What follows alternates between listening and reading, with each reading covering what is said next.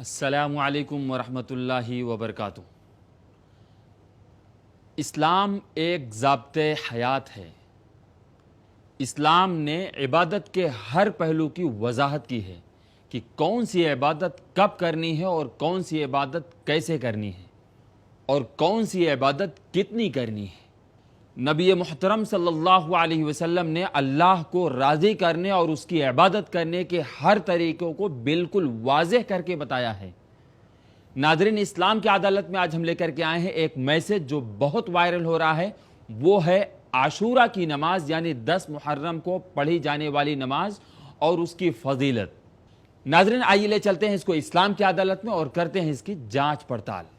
اس message میں کہا جا رہا ہے کہ جو شخص عاشورہ کے دن یعنی 10 محرم کو نماز پڑھے گا، اللہ اپنی رحمت کاملہ کے ساتھ اس کی قبر کو نور سے بھر دے گا، اس کی قبر کو روشن کر دے گا اور عذاب قبر سے محفوظ رکھے گا اور بروز حشر اس کی مغفرت فرما دے گا۔ ناظرین، سب سے پہلے بات یہ کہ دین اسلام ہر لحاظ سے مکمل ہے۔ اب اس میں کسی بھی طرح کی کمی بیشی کی گنجائش نہیں ہے۔ اسی لیے اللہ تعالیٰ نے فرمایا الیوم اکملت لکم دینکم واتممت علیکم نعمتی ورضیت لکم الاسلام دینا۔ آج میں نے تمہارے لیے تمہارے دین کو مکمل کر کے تم پر اپنی نعمت پوری کر دی اور تمہارے لیے اسلام کو بطور دین پسند کر لیا ہے۔ اور دوسری جگہ پر اللہ تعالیٰ نے فرمایا کہ تمہارے لیے اسوہ، نمونہ، آئیڈیل اللہ کے رسول صلی اللہ علیہ وسلم ہیں۔ ہر معاملے میں تم ان کی کاپی کرو۔ لَقَدْ كَانَ لَكُمْ فِي رَسُولِ اللَّهِ أُسْوَةٌ حَسَنَةٌ لِمَنْ كَانَ يَرْجُو اللَّهَ وَالْيَوْمِ الْآخِرِ۔ ناظرین، اس آیت میں میسج ہے کہ اگر اللہ کو خوش کرنا چاہتے ہو اور آخرت میں کامیاب ہونا چاہتے ہو تو رسول اللہ صلی اللہ علیہ وسلم کے طریقے پر چلو، ان کو فالو کرو۔ نبی صلی اللہ علیہ وسلم کے طریقے پر چلنے میں ہی کامیابی ہے، ورنہ کامیابی نہیں ہے، اور اعمال بھی قبول نہیں بلکہ رد کر دیا جائے گا۔ صحیح مسلم میں ہے، اللہ کے رسول صلی اللہ علیہ وسلم نے فرمایا کہ من عمل عملا لیس علیہ امرنا فہو رد۔ رسول اللہ صلی اللہ علیہ وسلم نے فرمایا جس نے ایسا کوئی عمل کیا جس پر میں نے حکم نہیں دیا ہے تو وہ عمل مردود ہے، ریجیکٹ ہے۔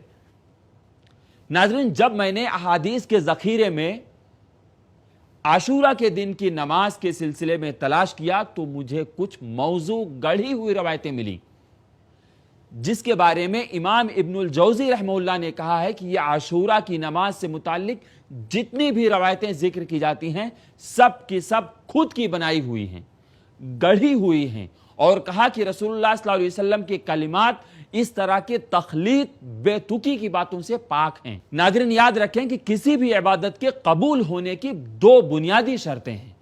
نمبر 1، جو بھی عبادت کی جا رہی ہے وہ خالص اللہ کے لیے ہو۔ اگر کسی اور مقصد سے وہ عبادت کی جا رہی ہے، دکھاوے کے لیے کی جا رہی ہے، تو وہ عبادت قبول نہیں کی جائے گی۔ نمبر 2، جو عبادت کی جا رہی ہے وہ رسول اللہ صلی اللہ علیہ وسلم کے طریقے کے مطابق ہونا چاہیے۔ اگر خود کا بنایا ہوا عبادت کا طریقہ ہے تو وہ عبادت قبول نہیں کیا جائے گا بلکہ رد کر دیا جائے گا۔ مطلب جو بھی عبادت کی جا رہی ہے وہ خالص اللہ کے لیے ہونا ضروری ہے، اور عبادت کا طریقہ بھی رسول اللہ صلی اللہ علیہ وسلم کے گائیڈ لائن کے مطابق ہونا ضروری ہے۔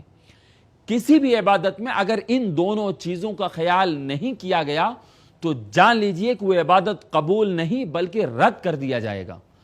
اگر کوئی بندہ عاشورہ کے دن یا رات میں کسی خاص کیفیت والی نماز کا اہتمام کرتا ہے تو اس کا یہ عمل عند اللہ قبول نہیں ہوگا، مردود ہوگا، کیونکہ اس نے ایک ایسا عمل کیا ہے جس کا حکم نبی صلی اللہ علیہ وسلم نے نہیں دیا ہے۔ دوسرے لفظوں میں یوں کہہ لیں کہ عاشورہ کے دن یا رات میں کسی خاص کیفیت والی نماز اللہ کے بھیجے ہوئے دین میں نہیں ہے۔ اگر دین کا حصہ ہوتی تو نبی کریم صلی اللہ علیہ وسلم سے ثابت ہوتی۔ ناظرین، اسلام کی عدالت میں رکھنے کے بعد پتہ چلا کہ عاشورہ کے دن خاص نماز پڑھنے کے بارے میں جتنی باتیں ہیں سب کے سب جھوٹ پر مبنی ہیں،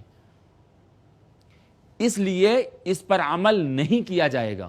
بلکہ اس کو بدعات میں شمار کیا جائے گا۔ اور آپ جانتے ہیں کہ اللہ کے رسول صلی اللہ علیہ وسلم نے فرمایا، سنن نسائی کی روایت ہے، کل محدثۃ بدعہ وکل بدعۃ ضلالہ وکل ضلالۃ فی النار۔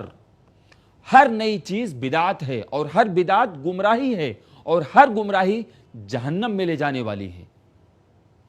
اس کے برعکس اللہ کے رسول صلی اللہ علیہ وسلم نے عاشورہ کے دن روزہ رکھنے کی تعلیم دی ہے۔ نبی صلی اللہ علیہ وسلم نے فرمایا کہ جو شخص عاشورہ کے دن روزہ رکھے گا، اللہ اس کے گزشتہ 1 سال کے گناہ معاف فرما دے گا۔ اور یاد رہے کہ یہودی بھی 10 محرم کو روزہ رکھتے ہیں، اس لیے ہم مسلمان یہودیوں کی مخالفت کرتے ہوئے 9 محرم کو بھی روزہ رکھیں گے انشاءاللہ۔ ناظرین، آج کے لیے بس اتنا ہی۔ ہم اللہ تعالیٰ سے دعا کرتے ہیں کہ اللہ ہم سب کو بدعت و خرافات سے بچائے اور قرآن و سنت پر عمل کرنے کی توفیق عطا فرمائے۔ انشاءاللہ ہم پھر ملاقات کریں گے یہیں اسلام کی عدالت میں، اور دیکھیں گے خبریں کتنی سچی کتنی جھوٹی۔ السلام علیکم ورحمۃ اللہ وبرکاتہ۔ ایسے ہی اور ویڈیوز بنانے میں ہماری مدد کریں۔